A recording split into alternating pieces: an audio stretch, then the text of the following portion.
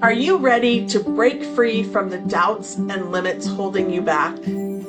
Welcome to Embrace Your Value, where therapy meets coaching to help you unlock your true worth and take control of your life. Hi, I'm Kristen, a trauma therapist dedicated to helping you heal, break old patterns, and reclaim your power. And I'm Jen, your support coach, here to show you how to set fierce boundaries, embrace self-compassion, and step boldly into the life you deserve. So whether you're stuck in self-doubt or feeling lost, know this: your value isn't up for negotiation. It's time to own it. Every week, we tackle real issues that challenge, inspire, and empower you to live with purpose and confidence. So grab your favorite drink, take a deep breath, and let's get started. Because you're not here to play small. It's time to embrace your value. Hello, wonderful listeners. Welcome back to Embrace Your Value, where we explore the inner work that helps us live boldly and authentically. I'm Kristen Burrus, your trauma therapist and compassionate guide. And with me is Jen Anderson, your beliefs and boundaries specialist. Hey, everyone. So glad you could join us for this important conversation. Today, we're talking about something that shows up for all of us at some point: unresolved wounds from our past. How old hurts and sabotaging beliefs sneak into our daily lives and affect the way we think, feel, and act.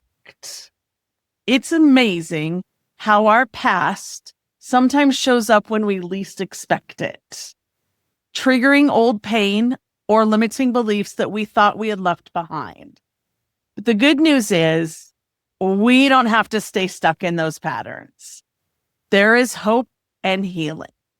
Exactly. Understanding how these old wounds work in our subconscious mind and learning tools to safely process and release them is key to reclaiming our peace and power. I think this is appropriately timed, Jen, as the holidays are approaching.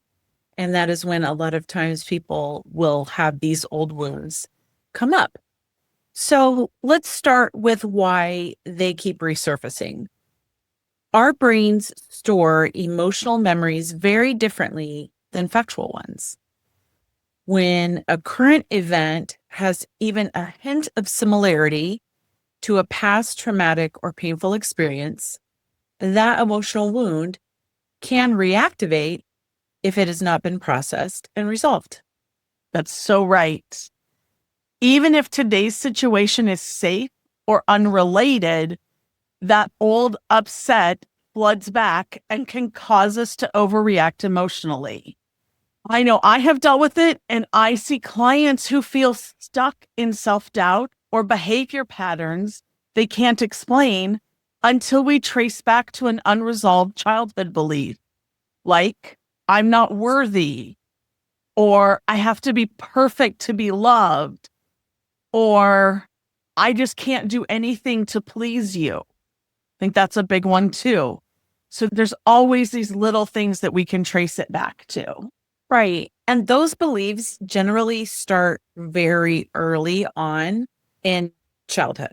The messages that we're given, the things that we hear from family, from friends, from church, whatever it is.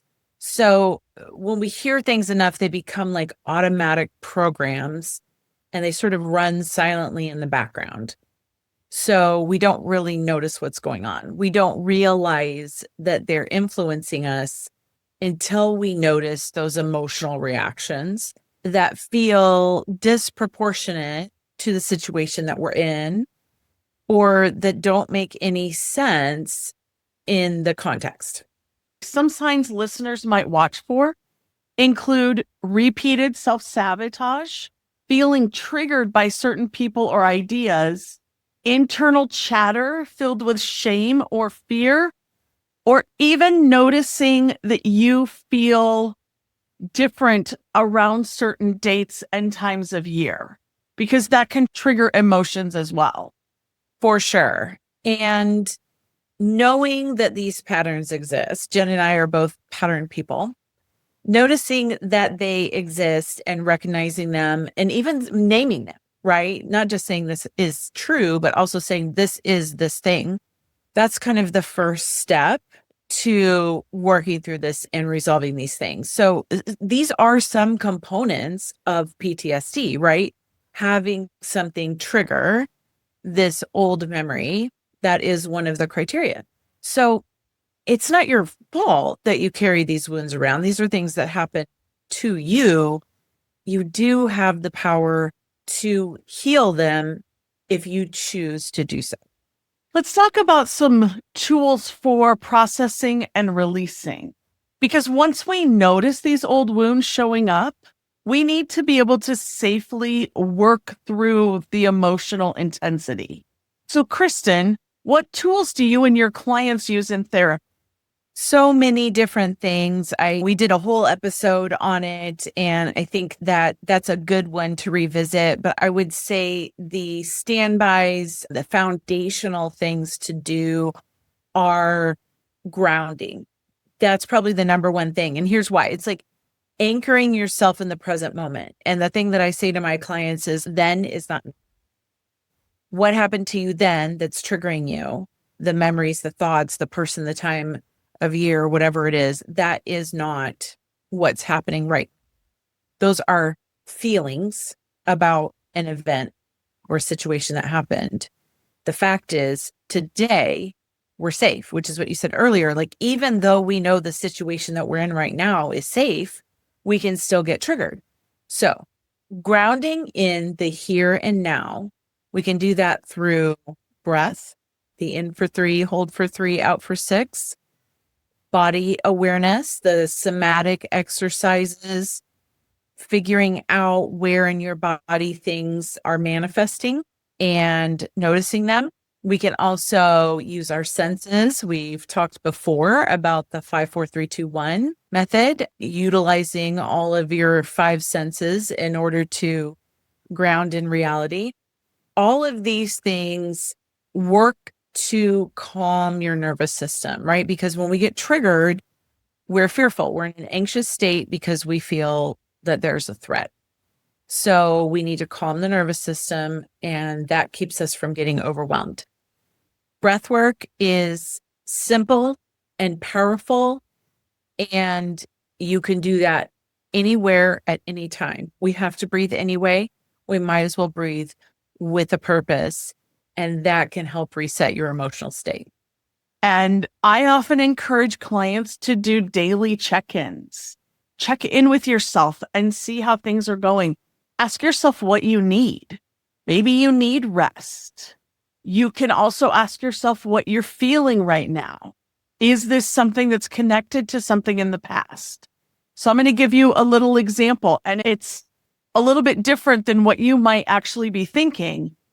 But last week was Thanksgiving for us here in the US, and that day happened to fall on the 27th of November, which has a big significance for me. That was the same day that I learned that my brother had had a stroke. He was in the hospital. It's a whole thing, which I'm not going to go into the whole thing, but he and I had a little exchange while he was in the ER, which also triggered something from my childhood that he and I had. And so it triggered a whole big emotional uncovering and different thing, like just a lot of hurt, not at him, but hurt that I was feeling for him throughout my whole life that I kind of covered up because it was easier than dealing with it. And so it really unburied all of that, and I had to start working on all of that. And so that date triggers that because our body remembers. We've talked about this in other episodes. So I tended to be in a little bit of a funk. I tended to not have the best day because I was just really dealing with that. And it was okay. But something I had to do was ask myself what I needed. And so I went to Thanksgiving dinner because we weren't having it at my house. and I went to Thanksgiving dinner, but what I really needed was some time and space. And so I left early, and I honored that for myself by getting my mom out of there and taking her home and giving her some space, and also allowing myself to have some space. Another thing that I did was I spent a little time doing EFT or tapping, which is emotional freedom tapping. Just some people just call it tapping. And that's just working through some of your pulse points and really just honoring what you need in that moment. We've done other videos on those, and you can always go to YouTube if you're curious about tapping and just put in tapping. You'll get all sorts of guided videos on it. I'm not going to take the time now to explain all of it. We can always do another video if that's something you guys want to do. We can definitely do a tapping video, because that would be really great. But another thing that you can do is journaling. That can be a really wonderful way to externalize those emotions so that you can see patterns more clearly. Because that's the whole point, is to be able to see what you're going through, why you're going through it, why it's coming up. So for me, it's a yearly thing. Always comes up around Thanksgiving. Thanksgiving was also the last time I got to spend any real time with him. So it's a double thing for me, right? When it lands on Thanksgiving, it made it that much harder. And that's okay. We just get to honor that in ourselves. So that's a good example for you guys to take and to really use and understand, because sometimes we don't realize why we're feeling that way. So we have to dig in. Thanks for sharing that, Jen. I know the listeners appreciate when we share our own personal stories. I think sometimes people have a hard time understanding, how does this apply in my life, right? So of course, journaling is a great way to get some of that out. If you struggle, I know we have some journal prompts in another episode. Also, you can just search for trauma-informed writing prompts, just making sure to check in with yourself, like Jen said, respect your pacing and what you need in that moment, approaching writing, because that's a powerful tool, approaching it with compassion for yourself and for what you're going through, and not with judgment, with, do I have all my periods and commas in the right place? This is for you. Sometimes I have people do things like writing letters that they don't send, writing a dialogue between your past self and your present self, and that can help process pain safely. These are some things that you can do on your own. Obviously, you can also seek out a therapist or coach. I know I use other modalities in here, but these are some easy things that you can do on your own. And if you find that it's too difficult, then always never worry about asking for help. It's not weakness to ask for help. It's a strength. I would say that's probably a great strength when you can come in and ask for help and not feel like you have to do everything yourself. And one thing I like to do if you're dealing with a trigger that comes from a limiting belief is to actually ask yourself, is this limiting belief true? Challenge it. Because a lot of times we hold on to it from when we were little, and we just hold on to it because we know it. We actually have evidence that proves it wrong, and we still hold on to it. So if it's not true anymore, that's when it's a great time to let that go. To say, this no longer serves me. I want to feel this way. And just by telling yourself that, just saying, no, this doesn't work for me anymore. This is how I'm going to do this.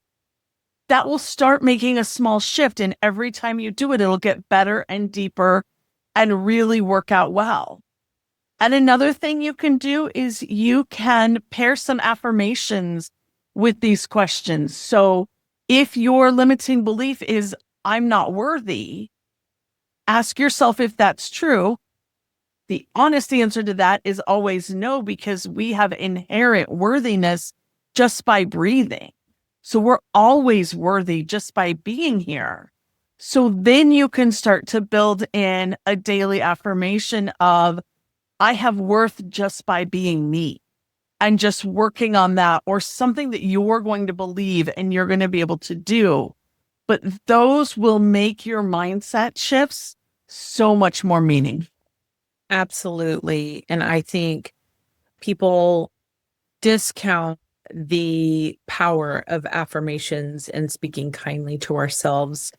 And that is something that I consistently have to remind clients about when they come in and they say, oh, I did this wrong, or I just wasn't good enough for this or that. And it's like, okay, well, how can we reframe that, like you said?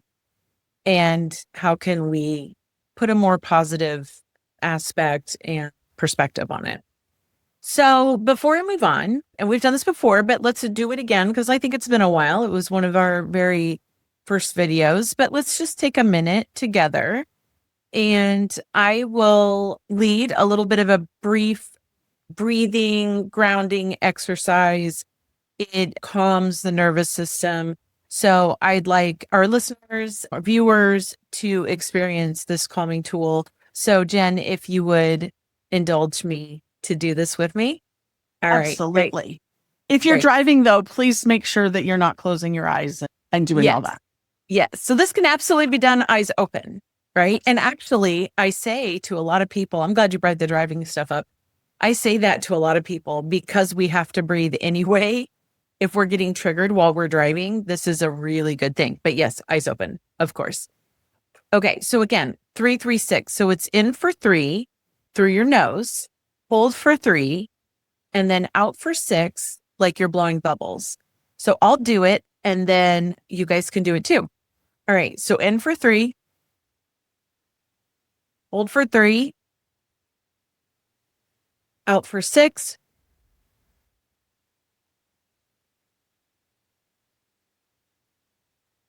and then just repeat. Did you feel a little sense of calm, Jen, like right after you let it go? Oh, absolutely. Always. Isn't it crazy? Yeah. It's just power of breath, right? Like, yes. It's our life anyway. So again, this is 12 seconds, right? 3, 3, 6, that's 12. 12 seconds. If you do that 10 times, that's only 2 minutes. So 2 minutes to calm down. And 10 is like a lot, right? Like most of the time you do 3 or 4, you're good. But we're like, oh, I don't have time to calm down, or I don't have time to take a break, or I don't have time. No, you got 12 seconds. So that's why I love the breathing. Yeah, no, that's beautiful. I love that too. And that's really great. I do have a client story I'd like to share. We'll call my client Sarah because I never use real names, always real stories, but not real names. And she was so beautifully illustrating what it means to navigate the past with compassion. And so for years, Sarah wrestled with deep-rooted perfectionism and self-doubt. These were patterns that stemmed from emotional neglect in her childhood. Anytime she received even constructive feedback at work, it triggered a tidal wave of anxiety. Her inner critic would instantly say, "You're not good enough." And she'd spiral into avoidance or overworking to prove herself. And everything had to be perfect. And through our coaching together, she began identifying these emotional flashbacks as just that, flashbacks, not facts. We layered in journaling to help her challenge that inner critic and name what was true in the present. And she started to notice that she could celebrate these small wins now every single day, something she'd never done before. And with time, those harsh voices that once felt so loud, they became background noise. Yes, moments of doubt still popped up, but she had tools now. She had self-awareness, she had self-compassion, and she had her own breathing tools. And really, that's what I want you as our listeners to hear. Your past doesn't have to dictate your present. It may still whisper, but it doesn't have to lead. You get to decide how your future looks. Right. So Thank you for sharing that. I love it when you share client stories. It's so fun. Sometimes I'm just like, oh, our work parallels each other so well. It's awesome. To sum up today's episode, we can carry old wounds that can surface unexpectedly and influence our thoughts and behaviors. By recognizing these patterns, grounding ourselves, using reflective practices like journaling, talking to someone, and approaching healing with patience and kindness, we can reclaim our power. And your action step today is to notice one old belief or wound that might be influencing you right now. Take a moment and try that grounding exercise. Spend some time with the 3-3-6 breath work that we practice. Or write a compassionate response to a belief that you have that no longer serves you. Write that out for yourself because that's a great way to do it as well. And breathe while you're doing it. Yes, layering, right? We love the stacking technique. So, listeners, we'd love to hear from you. Share your reflections or questions with us. Drop a comment, hit the like button, hit us on social media. These conversations deepen our collective healing. Absolutely. And as always, if you found value in today's episode, please subscribe and share with someone who needs this message. Healing is possible, and embracing your value starts from within. We'll see you next week. Bye. Thank you for being here with us today. If today's episode hit home, don't just keep it to yourself. Subscribe, leave us a review, and share this episode with someone who needs to hear it. Because everyone deserves to know their worth. Next week, we're diving even deeper with more insights and tools to help you break free from limitations and live authentically. Until then, keep raising your standards, owning your worth, and embracing your value.